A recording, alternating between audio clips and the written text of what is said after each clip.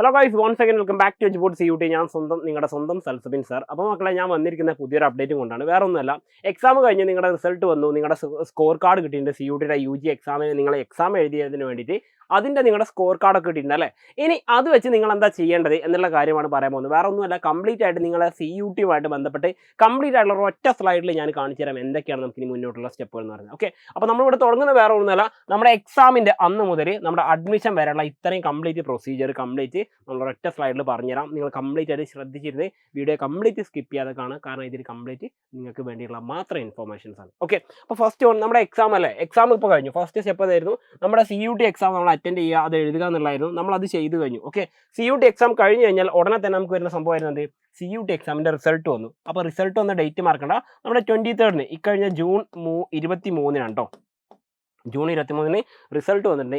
ഇനിയാണ് നമ്മുടെ യഥാർത്ഥ സ്റ്റെപ്പുകൾ തുടങ്ങുന്നത്. ഇപ്പോൾ ഈ രണ്ടെണ്ണം നിങ്ങൾ കംപ്ലീറ്റ് ചെയ്ത് കഴിഞ്ഞാൽ ഇനി നിങ്ങൾ ചെയ്യേണ്ട കാര്യം യൂണിവേഴ്സിറ്റി രജിസ്ട്രേഷന് വേണ്ടിയിട്ട് ഓരോ ഇന്ത്യയിലെ എല്ലാ യൂണിവേഴ്സിറ്റികളും CUTയിൽ പങ്കെടുത്തുള്ള എല്ലാ യൂണിവേഴ്സിറ്റികളുടെയും രജിസ്ട്രേഷൻ ലിങ്കുകൾ എന്താണ് വരും ദിവസങ്ങൾ ഓപ്പൺ ആകാൻ പോവാണ്. അപ്പോൾ നിങ്ങൾ ചെയ്യേണ്ട കാര്യം യൂണിവേഴ്സിറ്റിയുടെ രജിസ്ട്രേഷൻ ലിങ്ക് എന്തെയും തുറക്കാൻ പോവാണ്. എന്തിനു വേണ്ടിയിട്ടുള്ളതാണ്? നമ്മുടെ UG അഡ്മിഷന് വേണ്ടിയിട്ടുള്ളത്. അപ്പോൾ ആ ലിങ്ക് തുറക്കാൻ പോകുമ്പോൾ നിങ്ങൾ എന്ത് ചെയ്യണം? കറക്റ്റായിട്ട് എന്നും അപ്ഡേറ്റഡ് ആയിട്ട് നിൽക്കണം. അപ്പോൾ എന്ത് ചെയ്യുക? നിങ്ങൾ എപ്പോഴും ബി ഓൺലൈൻ എന്നാണ് ഞാൻ പറയുന്നത്. അതായത് വേറെ ഒന്നുമല്ല, നിങ്ങൾ ഈ വാട്സപ്പിലും ഫേസ്ബുക്കിലും ഇൻസ്റ്റാഗ്രാമിലൊക്കെ സമയം ചിലവഴിക്കുന്നതിന് പകരമായിട്ട് യൂണിവേഴ്സിറ്റിയുടെ സൈറ്റുകൾ എന്ത് ചെയ്യുക? എപ്പോഴും അപ്ഡേറ്റ് ചെയ്തുകൊണ്ടേയിരിക്കുക. ഓക്കെ, രാവിലെ ഒരു നേരം നോക്കുക, അതായത് രാവിലെ ഏർലി മോർണിംഗ് ഒരു നേരം നോക്കുക, അത് കഴിഞ്ഞതിന് ശേഷം ഉച്ചക്ക് നോക്കുക, രാത്രി ഉറങ്ങുന്നതിന് മുൻപ് ഒരു തവണ കൂടി നോക്കുക. അങ്ങനെ ഡെയിലി എന്ത് ചെയ്യുക? അപ്ഡേറ്റ് ചെയ്യുക. ഒരു ദിവസം 3 തവണ വെച്ചിട്ട് എന്ത് ചെയ്യുക? നമ്മൾ ഈ മെഡിസിൻ കഴിക്കുന്ന പോലെ 3 തവണ വെച്ചിട്ട് എന്ത് ചെയ്യുക? അപ്ഡേറ്റ് ചെയ്തുകൊണ്ടിരിക്കുക. കാരണം NTA പ്രകാരമുള്ള യൂണിവേഴ്സിറ്റികളുടെ കീഴിൽ ഈ പറഞ്ഞ യൂണിവേഴ്സിറ്റികൾക്ക് ഒരു പ്രത്യേകത ഉണ്ട്, അവർക്ക് രാത്രി ഒന്നോ പകലൊന്നും വ്യത്യാസമില്ലാതെ ഇതിങ്ങനെ മാറിക്കൊണ്ടിരിക്കും. അപ്പോൾ അതുകൊണ്ട് യൂണിവേഴ്സിറ്റി രജിസ്ട്രേഷൻ ലിങ്കുകളാണ് ഇനി വരാൻ പോകുന്നത്. അപ്പോൾ അഡ്മിഷൻ പോർട്ടലുകൾ തുറക്കുന്നതിന് മുമ്പായിട്ട് നിങ്ങൾക്ക് രജിസ്ട്രേഷൻ ഓപ്ഷൻ ഉണ്ട്. അപ്പോൾ രജിസ്ട്രേഷൻ വരുന്ന സമയത്ത് എന്ത് ചെയ്യുക? നിങ്ങൾ കറക്റ്റായിട്ട് ഈ പറയുന്നത് അപ്ഡേറ്റ് ചെയ്തുകൊണ്ടേയിരിക്കും.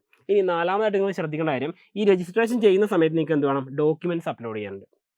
ഓക്കെ, നമ്മുടെ ഏതൊക്കെ ഡോക്യുമെൻറ്റ്സ് വേണം എന്നുള്ള ഡീറ്റെയിൽ ആയിട്ടുള്ള വീഡിയോ എന്ത് ചെയ്യാം നിങ്ങൾക്ക് തൊട്ടടുത്ത ദിവസങ്ങൾ കിട്ടും. അപ്പോൾ ഡോക്യുമെൻറ്റ്സ് നമുക്ക് ഈ പറഞ്ഞിരിക്കുന്ന ഓരോ ദിവസം പോർട്ടലുകൾ തുറന്നു വരുമ്പോൾ അതിൽ ഓരോ ദിവസം നമ്മളോട് പറയുന്ന ഡോക്യുമെൻറ്റ്സ് ഉണ്ട്. കോമൺ ആയിട്ട് ഏകദേശം എല്ലാത്തിനും ഒരേപോലത്തെ ഡോക്യുമെൻറ്റ്സ് ആണ് വേണ്ടത്. അപ്പോൾ അതിൻ്റെ ലിസ്റ്റ് എന്ത് ചെയ്യും നിങ്ങൾക്ക് തൊട്ടടുത്തൊരു വീഡിയോ ആയിട്ട് നിങ്ങൾക്ക് കിട്ടുന്നുണ്ടാവും.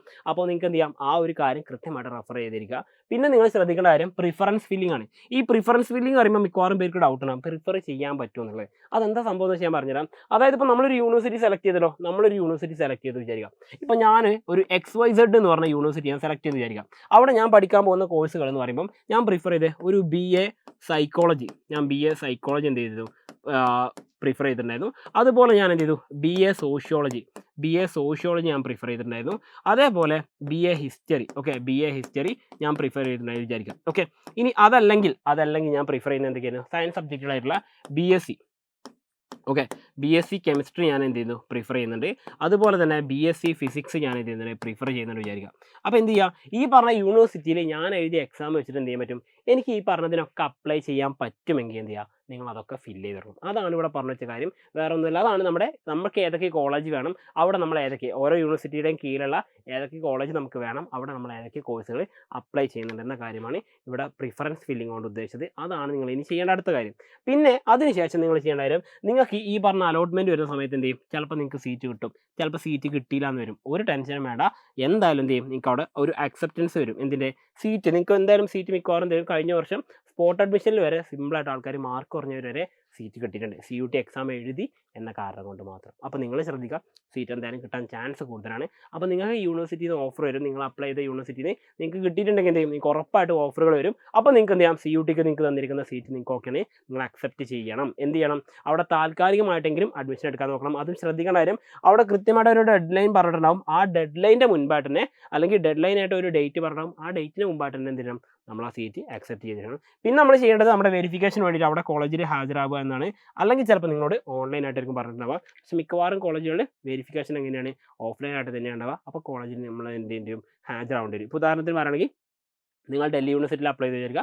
അപ്പോൾ നിങ്ങൾ വെരിഫിക്കേഷൻ അവിടെ ഡൽഹി തന്നെയാണ് പറഞ്ഞെങ്കിൽ, മറ്റെവിടെയെങ്കിലും പ്ലേസ് പറഞ്ഞിട്ടുണ്ടെങ്കിൽ നിങ്ങൾ അവിടെ ഫിസിക്കലി നിങ്ങൾ എന്ത് ചെയ്യേണ്ടി വരും? പ്രസൻറ്റ് ചെയ്യേണ്ടി വരും, നിങ്ങളുടെ ഡോക്യുമെൻറ്റ്സ് അടക്കം കേട്ടോ. അപ്പോൾ അത് മറക്കരുത്. പിന്നെ വേണ്ടത് എന്താണ്? ഈ പറഞ്ഞ ഫീ പേയ്മെൻറ്റ് കാര്യങ്ങളും ഉണ്ടാവും. ഇതിൻ്റെ കൂടെ തന്നെ ഫീ പേയ്മെൻറ്റ് ഉണ്ടാവും. അത് നിങ്ങൾ ചെയ്തിരിക്കണം. യൂണിവേഴ്സിറ്റി മേ ബി ഈ പോർട്ടൽ തുറന്നു വരുന്ന സമയത്ത് തന്നെ എന്ത് ചെയ്യാം? നമുക്ക് ഫീ പേയ്മെൻറ്റിന് ഓപ്ഷൻ വരാം.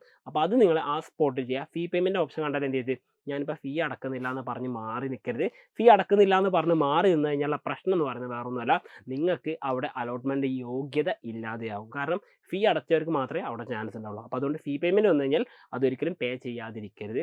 നെക്സ്റ്റ് നിങ്ങൾ ശ്രദ്ധിക്കുക, നമുക്ക് അപ്ഗ്രേഡ് അല്ലെങ്കിൽ സ്പോട്ട് റൗണ്ട് ഓപ്ഷൻ ഉണ്ട്. എന്ന് വെച്ചാൽ എന്താ പറയുക, അതായത് അപ്ഗ്രേഡ് എന്ന് പറയുമ്പോൾ നമുക്കിപ്പോൾ അലോട്ട്മെൻറ്റ് വന്നു, നമുക്കത് ഓക്കെ അല്ല, നമുക്ക് സീറ്റ് വേണമെങ്കിൽ മാറ്റി കൊടുക്കണമെങ്കിൽ അപ്ഗ്രേഡ് ചെയ്യണമെങ്കിൽ അങ്ങനെ ഒരു ഓപ്ഷൻ ഉണ്ട്.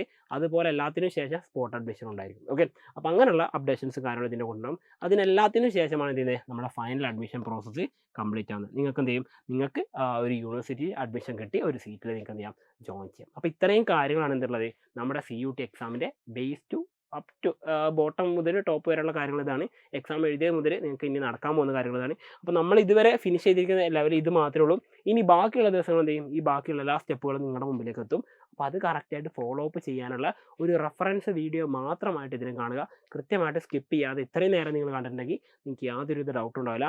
പിന്നെ ഇതിൽ പറഞ്ഞിരിക്കുന്ന ഡോക്യുമെൻറ്റ്സ് എന്തൊക്കെയാണെന്നുള്ളത് തൊട്ടടുത്ത വീഡിയോ നിങ്ങൾക്ക് കാണാൻ പറ്റും. വലിയൊരു വീഡിയോ ആക്കാത്ത ലോങ് വീഡിയോ വേണ്ടാന്ന് വിചാരിച്ചിട്ടാണ്. അപ്പോൾ എന്ത് ചെയ്യാം, കൂടുതൽ വിവരങ്ങളും കാര്യങ്ങളൊക്കെ ആയിട്ട് നിങ്ങളെ വീണ്ടും കാണുമെന്ന് പ്രതീക്ഷിച്ചുകൊണ്ട് തൽക്കാലം നമുക്ക് എന്ത് ചെയ്യാം, വൈൻഡപ്പ് ചെയ്യാം. അപ്പോൾ മറക്കണ്ട, ഡോക്യുമെൻറ്റ്സിൻ്റെയും കാര്യങ്ങളുടെയൊക്കെ വീഡിയോ എന്ത് ചെയ്യും, ഉടനെ തന്നെ അവൈലബിൾ ആയിരിക്കും കേട്ടോ. അപ്പം എല്ലാ മക്കൾക്കും ഒരിക്കൽ കൂടി കാണുമെന്ന് പ്രതീക്ഷിച്ചുകൊണ്ട് it's me Salsabeen signing out from Eduport CUT